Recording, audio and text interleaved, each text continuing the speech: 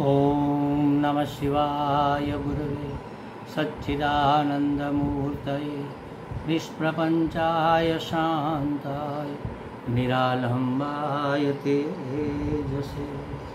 हरिओम प्रभु जी। आज के इस अध्यात्म परिषद में आप सबका स्वागत है। आज का प्रश्न मुंबई से पूनम भाटिया जी का है।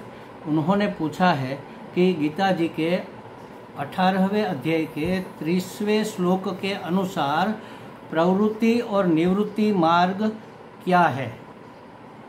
तो देखो प्रभु जी, भगवान ने पहले तो जो उन्होंने बताया है वह श्लोक हम देखते हैं, उसका पहले पाठ करते हैं। देखो क्या है उसका शाब्दिक अर्थ।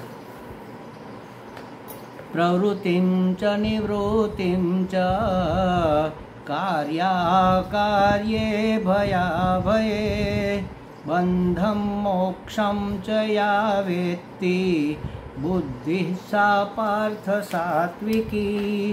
सात्विकी बुद्धि किसे कहते हैं, इसकी व्याख्या करते हुए ये बात कही है कि हे पार्थ, जो माने जो बुद्धि या माने जो बुद्धि प्रवृत्ति मार्ग और निवृत्ति मार्ग को, प्रवृत्तिम च निवृत्तिम, कार्य कर्तव्य और अकर्तव्य को, भयाभय भय और अभय को, च तथा बंधनम च मोक्षम, बंधन और मोक्ष को वेत्ति जानती है, यथार्थतः जानती है, वास्तव में जानती है।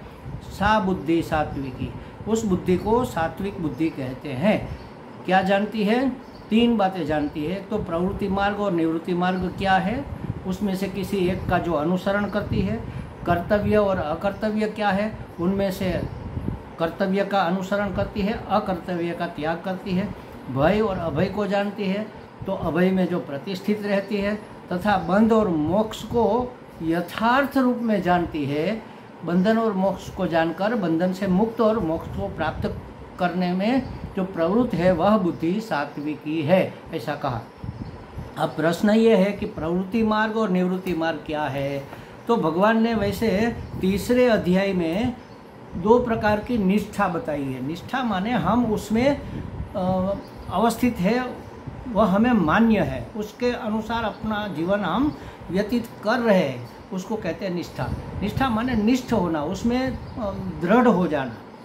लोकेस्मिन् द्विविधा निष्ठा पुरा प्रोक्ता मया नघ ज्ञानयोगेन सांख्यानाम कर्मयोगेन योगिनाम। अनघ એટલે है निष्पाप, अघ माने पाप, जो पाप से रहित है उसको अनघ कहते हैं। तो अर्जुन को संबोधन किया, हे अनघ, अस्मिन् लोके, इस लोक में, द्विविधा निष्ठा मया पूरा प्रोक्ता, दो प्रकार की निष्ठा।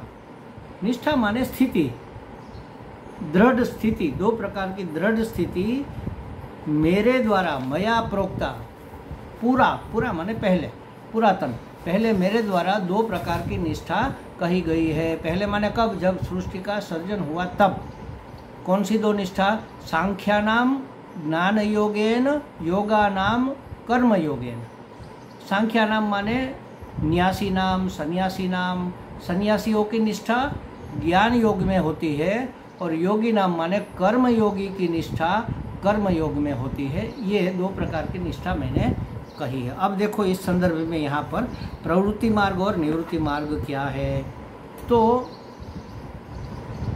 प्रवृत्ति मार्ग माने समाज व्यवहार में रहते हुए, प्रवृत्त रहते हुए परमात्मा में अपनी निष्ठा बनाए रखना, एक ये मार्ग है परमात्मा की प्राप्ति का। और दूसरा, समाज व्यवस्था में प्रवृत्त न रहकर, निवृत्त रहकर निर्वृत्ति हो जाना, माने ज्ञान को प्राप्त कर लेना, स्व में स्थित हो जाना, अपने आप में अवस्थित हो जाना, अखंड आनंद में अवस्थित हो जाना। तो कर्म माने, कर्म हम किस कामना से करते हैं, इसके ऊपर सब आधार रहता है। अगर हम सकाम कर्म करते हैं तो वह योग नहीं है। हम अगर निष्काम कर्म करते हैं और उसमें भी उस कर्म को परमात्मा की प्रसन्नता के लिए करते हैं और जो भी परिणाम आता है उसको परमात्मा को अर्पण करते हैं, तो यह हुआ उत्कृष्ट सर्वोत्कृष्ट कर्मयोग। इस प्रकार से जीवन जिया जा सकता है और वह बंधन और मुक्ति से पार हो जाता है। न तो वो बंधा रहता है, न तो मुक्त, माने नित्य मुक्त हो जाता है। जो नित्य मुक्त था ही वही हो गया, माने प्राप्त से प्राप्ति हो गई उसको। और दूसरा मार्ग है सब प्रवृत्ति मार्ग से निवृत्त होकर अपने में अवस्थित होकर बैठ जाना। सन्यासी भी आपको दो प्रकार के मिलेंगे। एक हमारे जैसे जो समाज के बीच में रहकर अपनी निष्ठा को बनाए रखते हुए उपदेशात्मक प्रवृत्ति करते हैं, उपदेश देते हैं, कहीं करुणावश किसी की सहायता भी कर देते हैं, करुणावश कोई प्रवृत्ति भी करते हैं, ईश्वर की योजना के अनुसार भी वह अपने आप को प्रवृत्त होने देते हैं। अगर ईश्वर चाहता है ऐसा इसके हाथों हो जाए तो वह होने देता है। तो उसके लिए उदाहरण है, देखो, एक गृहस्थ में रहते हुए फल और आसक्ति का त्याग कर भगवद अर्पण बुद्धि से, जो हमने पहले कहा, केवल कर्तव्य के लिए करने योग्य है, हमारा कर्तव्य है, हमारे सामने आ पड़ा है, इसलिए जनक राजा की तरह जो रहता है वह है प्रवृत्ति मार्ग। जनक राजा मुक्त पुरुष थे, ज्ञानी पुरुष थे, और फिर भी राजा बने रहकर भी उसको अपने किसी व्यक्ति वस्तु पदार्थ के प्रति कोई आसक्ति नहीं थी। आसक्ति ही तो बंधन है, कोई कामना नहीं थी, क्योंकि पूर्णता का परिचय था उसको, अपूर्णता की अनुभूति नहीं थी। तो जनक की तरह रहकर प्रवृत्ति मार्ग में गृहस्थाश्रम में रहकर भी हम मुक्त हो सकते हैं, परमात्मा को प्राप्त हो सकते हैं। उसके लिए सिर्फ एक बात हमें होनी चाहिए, जो हमने पहले कहा कि निष्काम कर्म के पीछे हमारी कोई कामना ना हो, कर्म फल में हमारी कोई स्पृहा ना हो, और कर्म भगवद अर्पण किया जाए।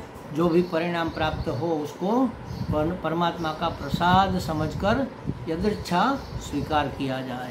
जैसी ईश्वर की इच्छा उस प्रकार से अपना जीवन व्यतीत करना, समाज के बीच में रहकर ही, उसको कहते हैं प्रवृत्ति मार्ग। और निवृत्ति मार्ग किसको कहते हैं? सब कर्म को त्याग कर एकांत में स्वस्वरूप को प्राप्त होकर उसी में निष्ठ रहना, उसको कहते हैं निवृत्ति मार्ग। तो कई सन्यासी, मैंने कहा, हमारे जैसे समाज के बीच में रहकर उपदेश और सहायता इत्यादि कोई ना कोई करुणावश प्रवृत्ति ईश्वर की योजना के अनुसार करते हैं। और दूसरे महात्मा ऐसे हैं जो कहीं एकांत में जाकर बैठे हैं और अपने स्वरूप ध्यान में, ब्रह्म ध्यान में मग्न है।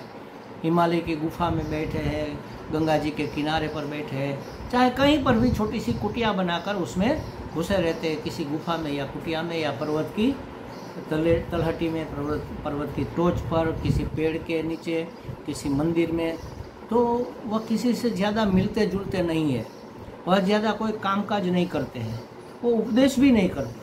आप जितना पूछोगे उतना कम से कम शब्दों में वो उत्तर देंगे। हमारे एक ऐसे महात्मा थे, हम जब पूछते थे कुछ भी तो कहते हैं, अरे क्या परमात्मा के सिवा और है ही क्या, किसके प्रति तुम ये सब बातें कर रहे हो? जो है परमात्मा ही तो है, तो द्वेष किसका करना, स्पर्धा किससे करना, किसका भला बुरा मान लेना कि उसने ऐसा कहा तो मुझे बुरा लग गया, ऐसा कहा तो मुझे अच्छा लगा, ये सब बातें बेवकूफ़ी की है। परमात्मा ही है, जो हो रहा है उसकी योजना के अनुसार हो रहा है और वही कर रहा है, और कोई है ही नहीं, और कुछ है ही नहीं, संसार नाम की कोई चीज़ ही नहीं है।